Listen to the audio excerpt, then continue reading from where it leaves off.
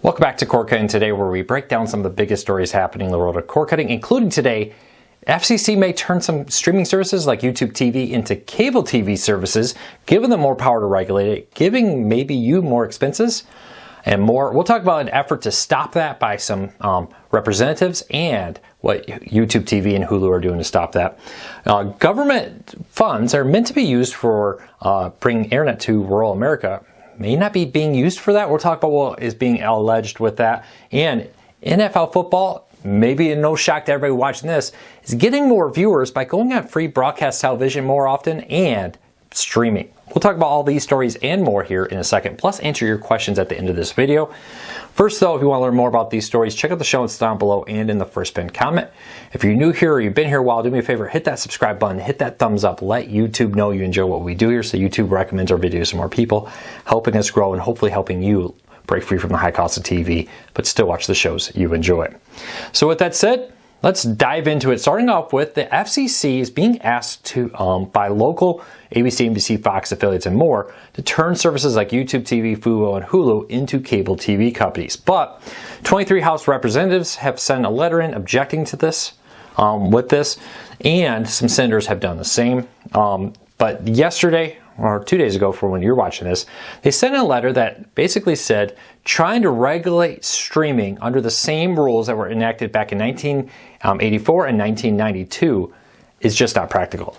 When those rules were written for cable TV, streaming services weren't even considered. These rules are not designed to represent streaming and how the streaming world works, which is something a lot of people agree with. So it was signed by 23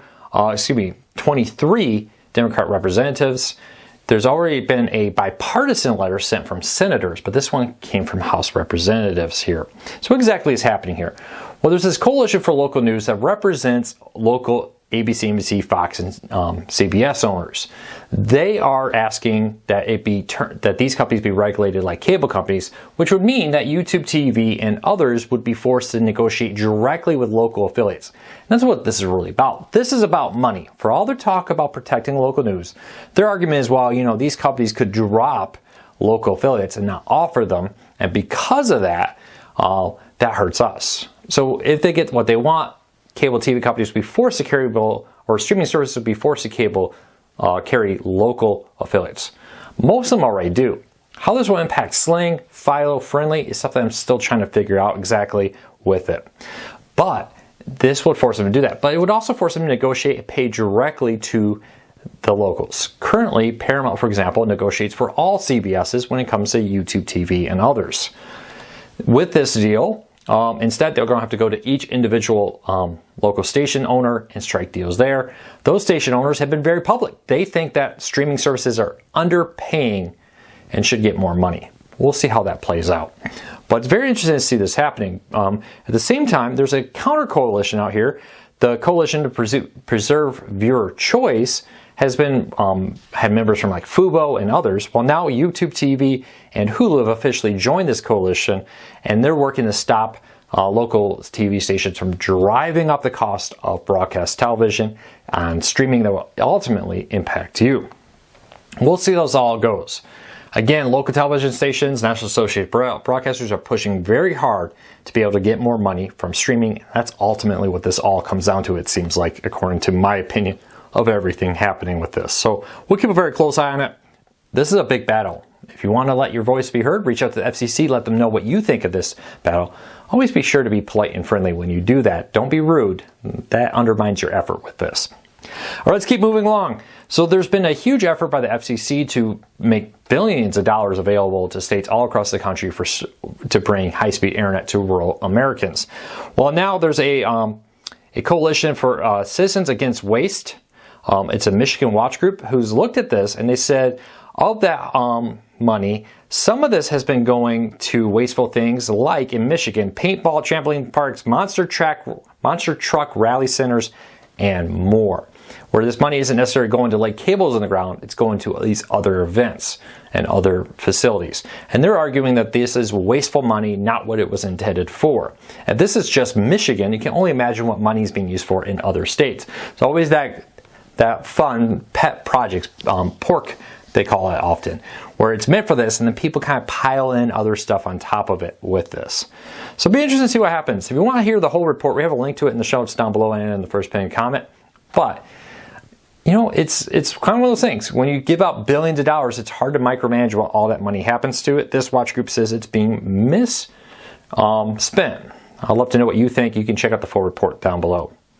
And what may be no surprise to anybody here, but the NFL's viewership has been up 6% this season, and they're pointing to two big things. One, Amazon seeing a huge jump in streaming for their Thursday night football games are exclusively streamed on Amazon.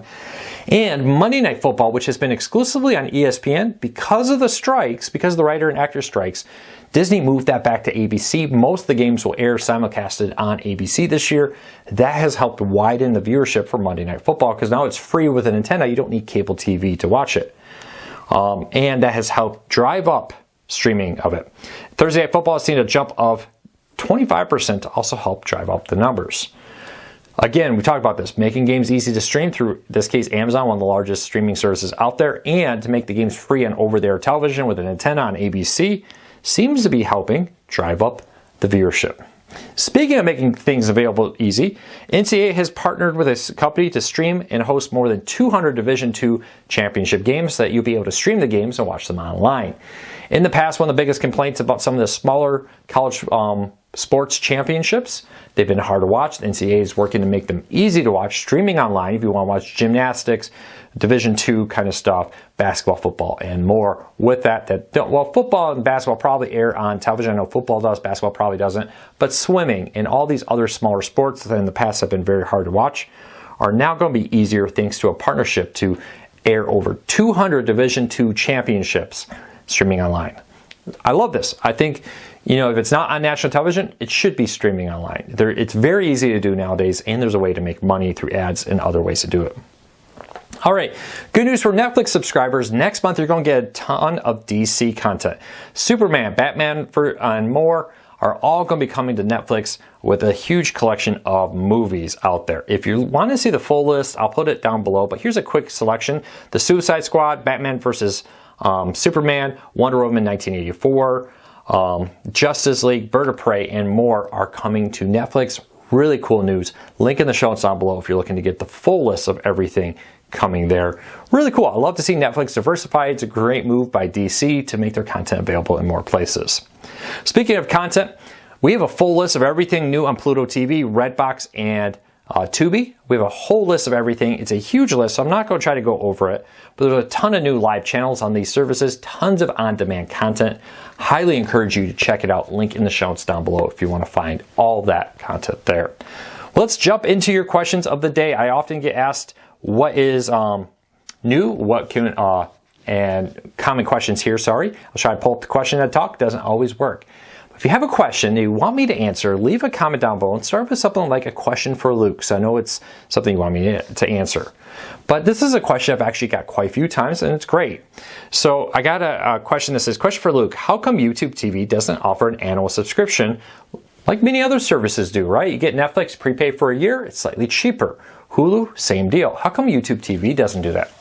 Well, I know a lot of people aren't going to want to hear that, but the profit margins on streaming live TV is a lot smaller than many on-demand services. Also, their variable content costs much more than on-demand. On-demand services have problems. They just offer a money problem. They may shrink their catalog a little bit, offer a little bit less to cover that. Live TV services like YouTube TV sign very long-term contracts that are constantly being upped all the time, it seems like. And these often have escalating, depending on the number of subscribers, rising costs related to them, and more. So because of that, because of the fact that they can't just say, oh, well, you know, expenses are up this month, let's just drop Bravo. Let's not offer ESPNU or something. They can't do that. They're in a contract. They're locked into all this content. And because of that, they don't offer annual contracts.